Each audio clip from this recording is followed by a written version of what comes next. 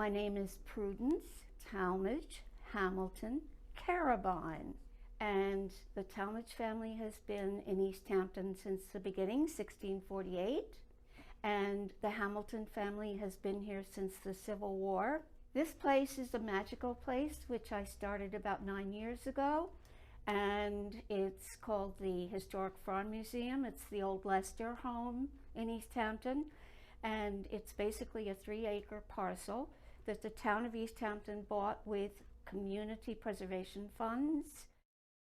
We were notified in April that we had very strict regimen that I had to sign off on with the state that I would abide by. My board decided that we would not open until August. Typically we would open in April. We opened in August and stayed open until November and then shut down. People were extremely cautious, and we understood that because we were being very cautious also. We have a wonderful group of volunteers between the age of 17 and 90. The 17-year-olds were having COVID in the high school, so they knew what COVID was all about, and of course the people who were aging, like myself, began to feel that we had to be extremely cautious also. We had a couple of outside activities. We had a few people tour the house. What we actually had more and more as that year progressed was people coming in the door with materials, objects that they were, to be honest, on the way to the dump with, because they had sold grandma's house that they were living in. They felt that they could not take whatever to the dump. All the things you see in here are things that today people don't understand. They can't figure out exactly what that is, but they knew it was old because it was in grandma's attic. Or they knew it was old because they had inherited it somehow or another and they just didn't know what it was. So we took everything in. Everything you see is a gift. We had some new people coming who were new to this area and really didn't understand any of the history of this area. We were also fortunate in that some of the other museums in town are experiencing other issues that cut their hours way back also. Directors move on and other things happen, so the hours of other museums were shorter. So we experienced a lot of people who walked in and said, what is this place really all about? So we were able to give them sort of a thumbnail sketch of how East Hampton was founded and what has happened in the last 300 and whatever number of years, 90 years.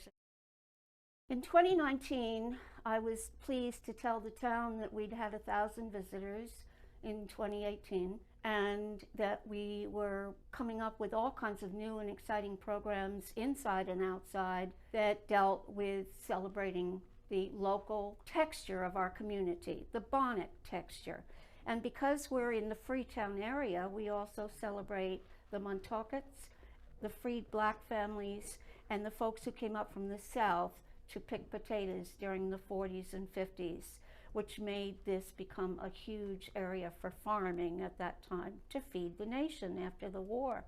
We feel that we're one of the only communities in the United States that celebrated life, faith, and interaction with 3 significant cultures.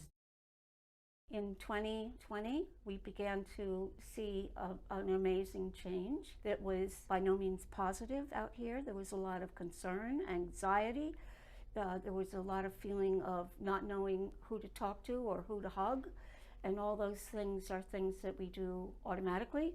And we were told, of course, by the town how we should operate at that time, which meant a lot of tracking, paperwork, masks, of course, no hugging, and a limited number of people in the building, which we naturally responded to very carefully, but we ended up not having the visitors that typically we would have had.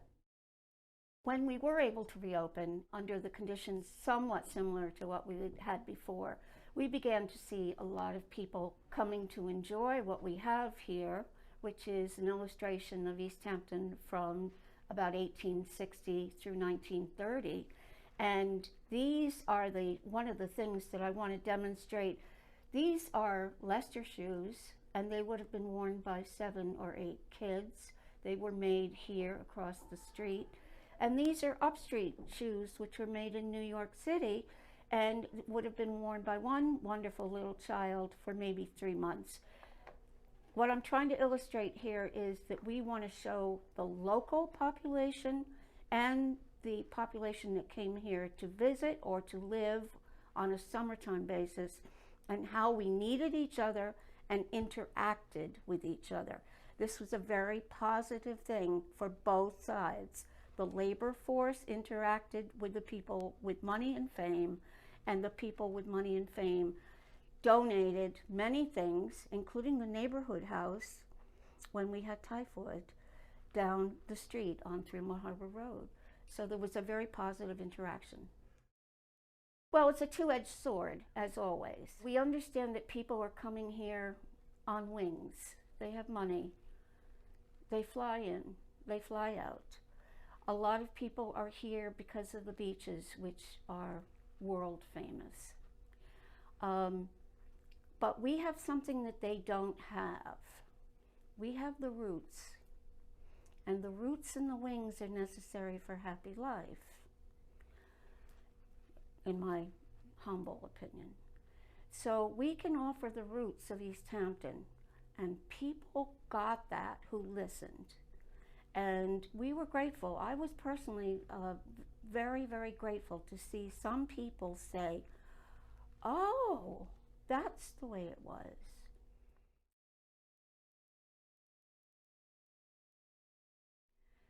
It was startling. I think most of us had gotten past the feeling that there would ever be anything so earth-shattering in our lives. We all depend on modern medicine so much. It was startling to think that this could happen the way it did. It was startling to see the effect on our small town, on what used to be a 3-4 months a year situation become a 12-month a year, because people were leaving the cities. It was startling to realize that we had to be so cautious with each other. I'm a sort of a hands-on, huggy person. I can't do that in a way anymore. I have to be careful and thoughtful about who I do that with. It was startling in so many ways. It also affected our stores. It affected our churches. It affected everyone with a lot of stress. There was a lot of stress, a lot of negativity, a lot of overwhelming anxiety.